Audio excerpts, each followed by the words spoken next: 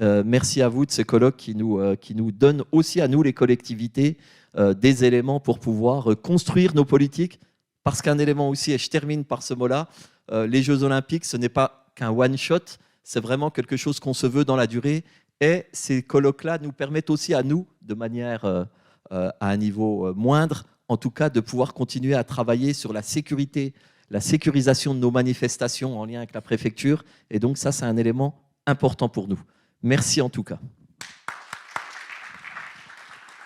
Merci beaucoup, monsieur le premier adjoint. Alors, moi, je vous remercie également parce que la ville de Besançon est toujours comment dire, à disposition pour aider à chaque fois. Donc, un grand merci à la ville de Besançon. Merci à vous.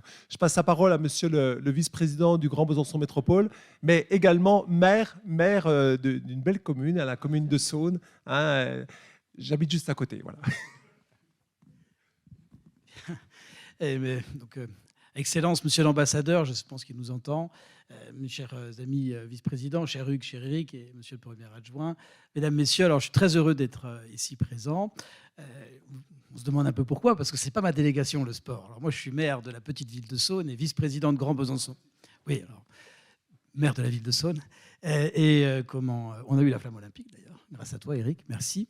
Et je suis aussi vice-président de Grand Besançon Métropole en charge de l'attractivité et du rayonnement de notre territoire, de l'enseignement supérieur, de la recherche et du tourisme. D'abord, je voulais être là aujourd'hui parce que je voulais remercier Éric pour le combat qu'il mène depuis des années pour l'olympisme, pour le CERU. On a bataillé ensemble. Enfin, nous sommes partenaires. Et c'est aussi pour ça que je voulais être là, c'est pour te dire à quel point Grand Besançon Métropole aujourd'hui est un des partenaires du CERU, un partenaire majeur, aux côtés de la ville, bien évidemment.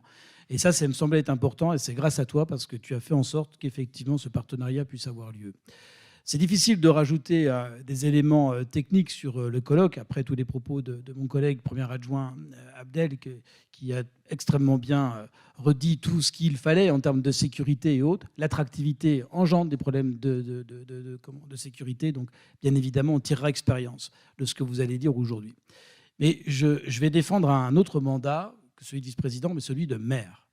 Et je vais rappeler quand même à tout le monde que celui qui est garant de la sécurité de ses concitoyens sur le territoire national, par la loi, par la Constitution, c'est avant tout le maire. Et sur l'ensemble du maillage territorial, c'est-à-dire que ça va de la petite commune de 500 habitants à une ville comme Besançon de 118 000 habitants, où ma collègue maire, Anne Vigneault, est garante de la sécurité de l'ensemble de ses concitoyens. Elle est officier de police judiciaire, elle représente l'État aussi dans sa commune. Enfin voilà. Et donc les maires sont malheureusement pas suffisamment mis au cœur des débats de la sécurité. On est souvent appelé ce qu'on appelle en DOS, directeur d'opération de secours ou de sécurité, et souvent on intervient après coup, mais très peu en amont des problématiques de sécurité. Je suis très content des propos que vient de tenir Abdel en disant mais il y a des enjeux majeurs sur toutes les grandes organisations sportives, et là on sait nous appeler pour mettre les barrières, pour ci, pour ça, mais je pense que les maires, les élus en général, devrait être plus consulté en amont sur l'organisation sécuritaire d'événements importants, qu'ils soient sportifs ou culturels.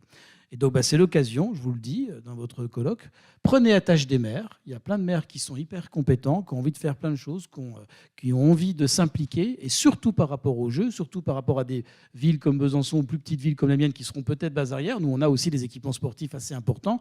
On est à même d'accueillir un entraînement, quelque chose, et on sait que ça engendre des mouvements de foule, des mouvements de public, et qu'il faut effectivement s'adapter en matière de sécurité. Voilà. En tous les cas, l'olympisme est une valeur qui est restée une valeur saine dans un monde où parfois certaines valeurs disparaissent.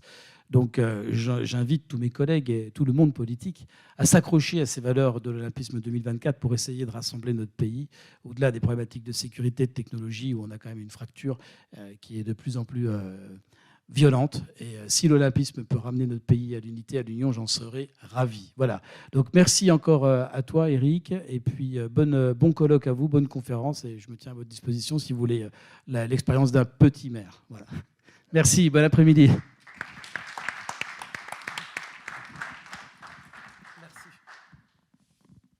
Alors maintenant, donc, nous allons laisser la parole à son Excellence Francis Etienne, ambassadeur de France à Sainte-Lucie. Alors comme il y a un décalage horaire, hein, l'ambassadeur de France a suggéré, il m'a envoyé encore un mail il y a quelques minutes là, pour me dire en fait que pour éviter tout problème de faisceau, de réseau qui m'échappe totalement, eh bien d'enregistrer en fait hein, sa présentation.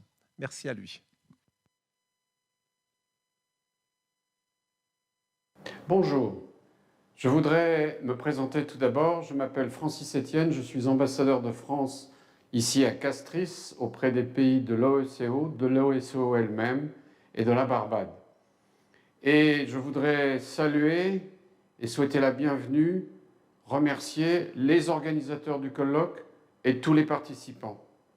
Le CERU, l'Université de Franche-Comté et notamment son vice-président Éric Monin que je salue, l'Université de Sherwood et tous les participants sur un thème très important que nous anticipons plus d'un an avant ce grand événement qui sera à partir du 26 juillet 2024, les Jeux Olympiques, la nouvelle Olympiade, un siècle après que nous ayons accueilli les Jeux Olympiques, nous Français, à Paris.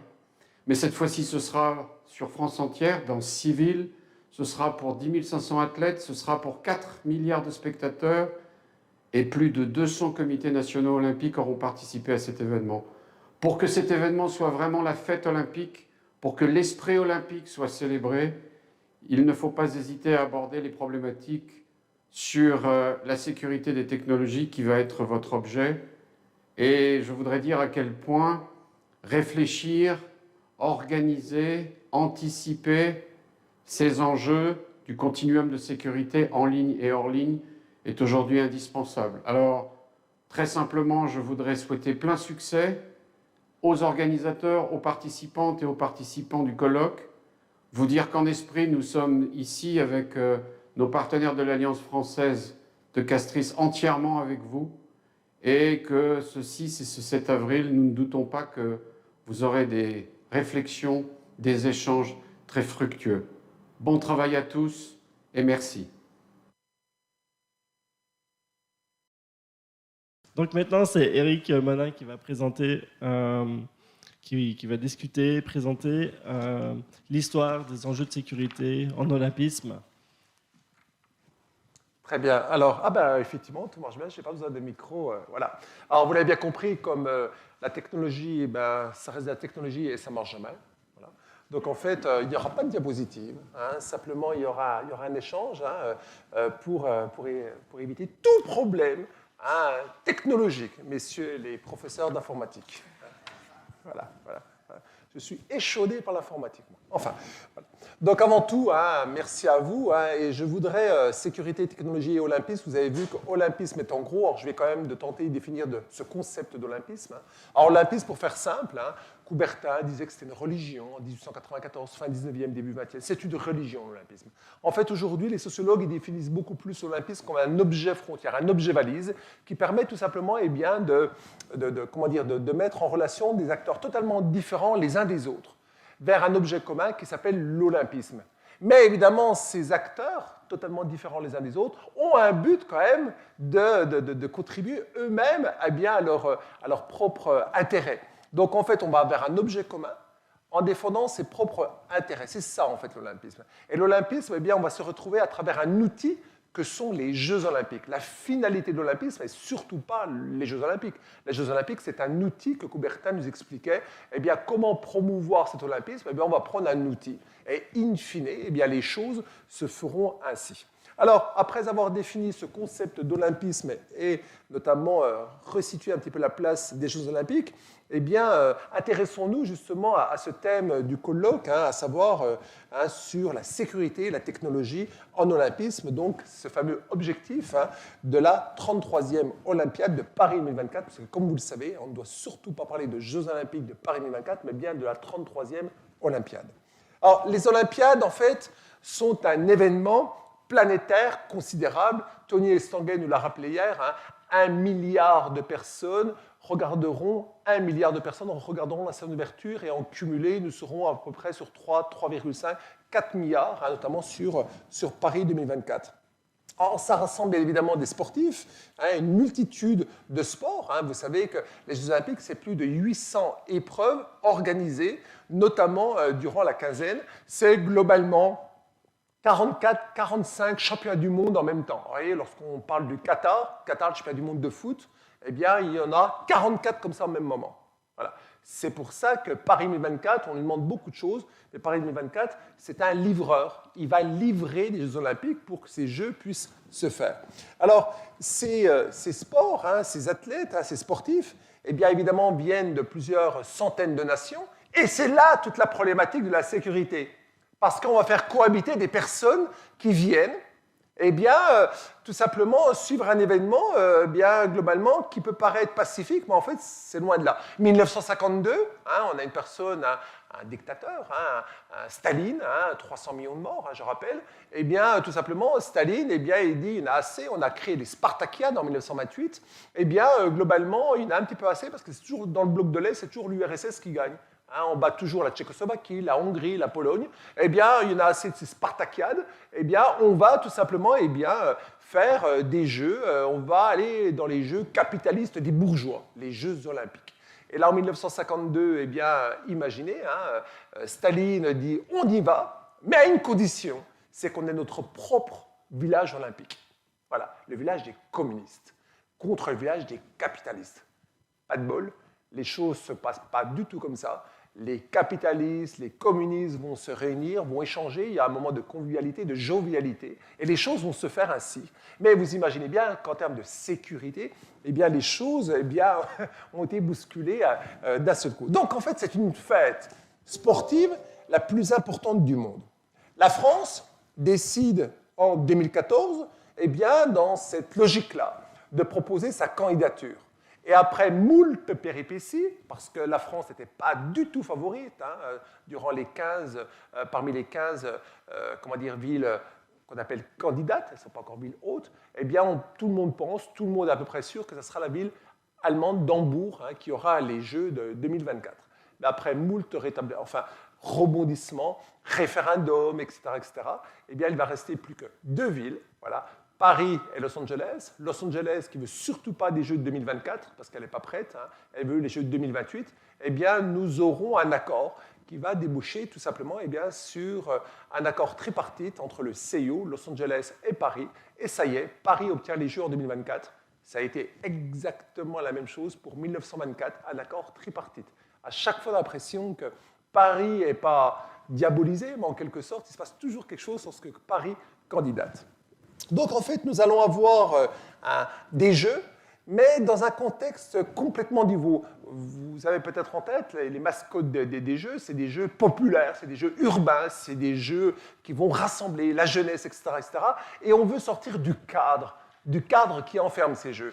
Et, comme Tony Estanguet l'a rappelé hier, on attend sur les bords de Seine environ 600 000 personnes qui vont tout simplement suivre la cérémonie d'ouverture et globalement 600 000 personnes avec des accès gratuits. Donc ça va être un petit peu compliqué à gérer. Et donc c'est dans ce contexte que nous allons réfléchir comment vont se dérouler notamment cette 33e Olympiade. Alors par le passé, il y a eu de nombreux problèmes sécuritaires lors des Olympiades. Je pense notamment à Atlanta en 1996, avec une bombe qui va exploser à ce qu'on appelle un Olympic Park. Et sans être très exhaustive, eh bien, certains ont été désespérément tragiques, comme la prise d'otage de Munich, et notamment en septembre 1972. Alors, par le passé, moi, j'ai eu l'occasion de travailler justement sur cet événement tragique, et je vais revenir justement dans ma communication sur cet événement pour tout simplement vous expliquer un petit peu le contexte de 1972. La suspension, en fait, des Jeux de 72 a été évoquée suite à cette tragique, événement, et tout cela, a été très compliqué par le CIO. Effectivement, la volonté du comité d'organisation des Jeux de la 20e Olympiade, qui à l'époque est présidé par Willy Daum, est de proposer des Jeux légers, désinvoltes et pacifiques. Et surtout, c'est la possibilité pour les Allemands de revenir dans un système qui leur a échappé en quelque sorte après la Seconde Guerre mondiale. Donc en fait, ils veulent revenir dedans. Et ils veulent avoir une nouvelle virginité, de telle manière à montrer en quelque sorte, qu'ils demandent en quelque sorte un véritable pardon, un grand pardon pour notamment ce qui s'est passé. Je parle bien évidemment de l'Holocauste et des camps de concentration. Alors, il n'est surtout pas question, en 1972, de transformer l'enceinte olympique et son village en camp retranché. Sûrement pas, on ne va pas parler de camp. On ne va pas parler de camp. Parce que globalement, vous avez bien compris qu'on veut tout simplement aller vers autre chose et demander le grand pardon, notamment aux nations présentes. Donc en fait, on ne parle pas de camp, on ne veut pas de barbelés, on ne veut pas de murs, surtout pas, surtout pas. Et les personnels de surveillance et les policiers doivent même revêtir un uniforme à caractère sportif. Tout le monde est sportif. Tout le monde est sportif, pas de problème, tout le monde va et vient. Moi, je m'en souviens très bien, lorsque j'étais à Sydney aux Jeux, on a une multitude d'accréditations, et pour aller au village olympique, je m'en souviens très bien, mon accréditation a été valable 24 heures. Au bout des 24 heures, je vous promets, à minuit 00, l'accréditation, elle s'est colorée, où il y a marqué partout « expiré, expiré, expiré ». Voilà, donc vous imaginez, si j'avais pour X raison eu un problème dans le village olympique, je ne pouvais plus sortir, mais évidemment plus sortir, plus rentrer non plus. Donc en fait, les personnels de surveillance doivent tout simplement montrer que ce caractère militaire de surveillance n'est surtout pas omniprésent. Il y a, je cite le rapport officiel du moment, seul un grillage de 2 mètres de haut entourait le village olympique. Bien avant que ne débutent les Jeux, un grand nombre d'infrastructures parvinrent à différentes administrations annonçant des troubles et des actions à arrière-plan politique. Et rien de précis ne permettait de penser qu'un danger planait sur les sportifs israéliens ou les biens israéliens. Donc en fait, afin quand même, avec les renseignements qu'on obtient, etc., de s'assurer de la sécurité de la délégation israélienne, 3 entretiens quand même se tiennent en amont. Et le premier a lieu le 9 août avec le délégué israélien à la sécurité et les services de sécurité de Munich. Le second se déroule le 24 août entre le représentant de la délégation de l'équipe olympique israélienne et le représentant de l'état-major de la police de Munich. Enfin, le troisième, le 25 août, à la demande du représentant de la délégation israélienne, une nouvelle inspection des lieux est effectuée en présence des représentants de la police et du service d'ordre du village olympique. En fait, tout va bien dans le meilleur des mondes d'Huxley. Pourtant, le 5 septembre, vers 4 heures du matin, un commando de 8 hommes armés, en survêtement, s'infiltre dans le village olympique. Et pour la petite histoire, j'ai rencontré un lutteur de l'équipe de France qui était levé et qui allait combattre quelques heures après et qui était déjà debout et qui a vu, et il m'a dit, j'ai vu ces hommes rentrer dans le village olympique en 1972. Je les ai vus. Il m'a dit, c'était tellement facile de rentrer dans ce village olympique que, globalement, on n'y a même pas... Voilà, on ne s'est même pas arrêté là-dessus. On a vu ces gens qui rentraient. On s'est dit, c'est des athlètes qui ont fait le mur pour aller boire un coup dans Munich. On a pensé à ça. Et pourtant, c'est bien l'inverse. Ils se dirigent, en fait, vers le bâtiment réservé à l'équipe israélienne, situé au 31 Connolly-Straße. Et en pénétrant dans les logements, 2 membres de l'équipe israélienne s'interposent et sont immédiatement tués. En pénétrant dans les logements, 2 membres donc, de l'équipe israélienne s'interposent et sont donc tués. 2 athlètes israéliens réussissent à s'échapper. Et le commando qui se réclame du groupe terroriste palestinien Septembre Noir, prend 11 otages israéliens. À 5h30, du haut d'un balcon, le porte-parole s'exprime pour expliquer qu'il s'agit d'une prise d'otages. Ils exigent la libération de 200 Palestiniens détenus en Israël. L'ultimatum est fixé à 9h du matin. Le gouvernement israélien exclut la libération notamment des prisonniers. Le préfet de police, Manfred Schreiber, accompagné du maire du village olympique, Troger, négocie avec les Palestiniens et repousse l'ultimatum jusqu'à 13h. L'ultimatum est repoussé une nouvelle fois jusqu'à 21h par les négociateurs, notamment pour tenter ou trouver des solutions. Ils proposent, pour ne pas recourir à la force, plusieurs options, telles que le paiement d'une somme d'argent d'un montant illimité. Les Palestiniens, je cite, demandent pour la première fois qu'on leur garantisse la libre retraite avec les otages, en mettant à leur disposition un avion, et notamment pour le Caire, en Égypte. Les officiels acceptent pour tenter de sortir de cette crise cette revendication, je cite, dans l'espoir d'attaquer les terroristes une fois découverts et de libérer les otages. À aucun moment, il n'a été question de laisser les otages partir avec les rebelles. À 22h06, les 8 Palestiniens se rendent avec les 9 otages vers le bus qui doivent les conduire aux hélicoptères attendant à la Lecherstrasse. À 22h10, le président du CIO organise une séance extraordinaire, la 113e session, et retrace à cette occasion notamment le déroulé de la prise d'otages et précise que les Jeux ne seraient interrompus en aucun cas, mais que les épreuves n'ayant pas encore commencé ce jour-là seraient suspendues. Les hélicoptères décollent à 22h22 et atterrissent sur le tarmac, notamment pas très loin de Munich, à 22h35. L'avion de la Lufthansa est en attente sur le tarmac. Une fusillade éclate. La tentative de libération a échoué. Tous les otages et un officier policier allemand et 5 terroristes sont tués. 2 policiers grièvement blessés. 3 des agresseurs ont pu être arrêtés. Le lendemain, le 6 septembre matin, donc, la commission exécutive du CIO se réunit en urgence à 8h15 en présence des représentants du comité d'organisation et il décide que les Jeux ne peuvent pas être interrompus. Et l'après-midi, eh bien, tout simplement, tout cela va reprendre après une cérémonie, notamment funèbre, dans le stade olympique en présence notamment de 80 000 personnes. Dans son discours, le président Brundage eh bien, explique à l'opinion publique que nous ne pouvons pas tolérer qu'une poignée de terroristes détruisent ce noyau de collaboration internationale et de bonne volonté que représentent les Jeux olympiques. Les Jeux olympiques doivent donc continuer.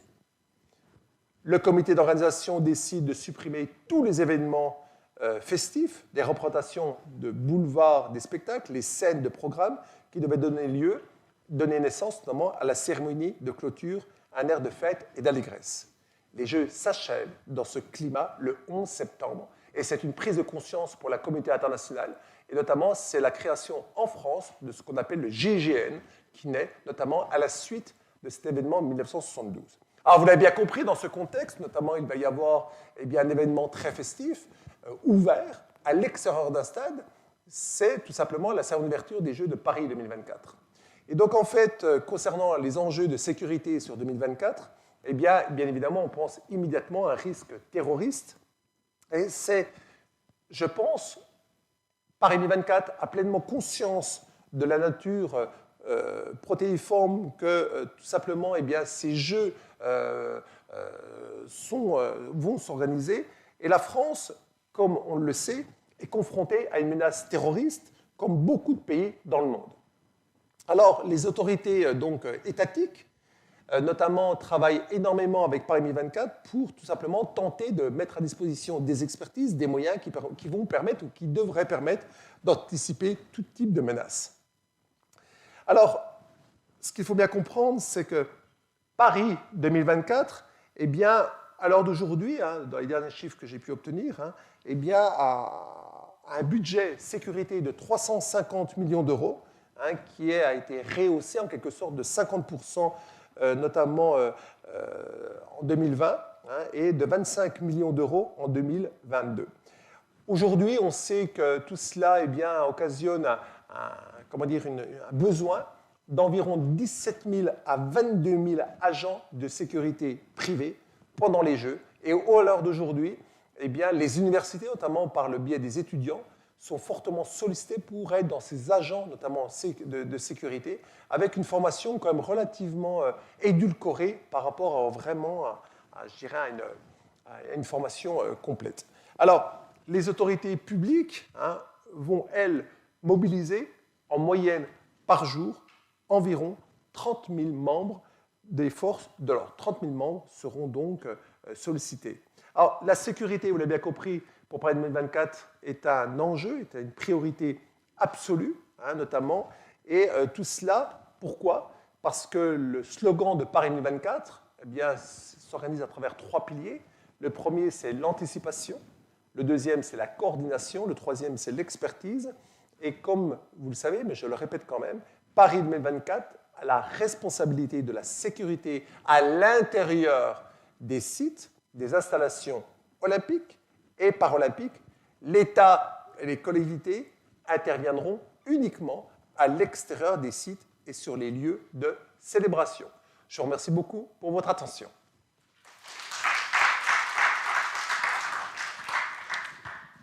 Merci beaucoup, Eric. C'était très intéressant.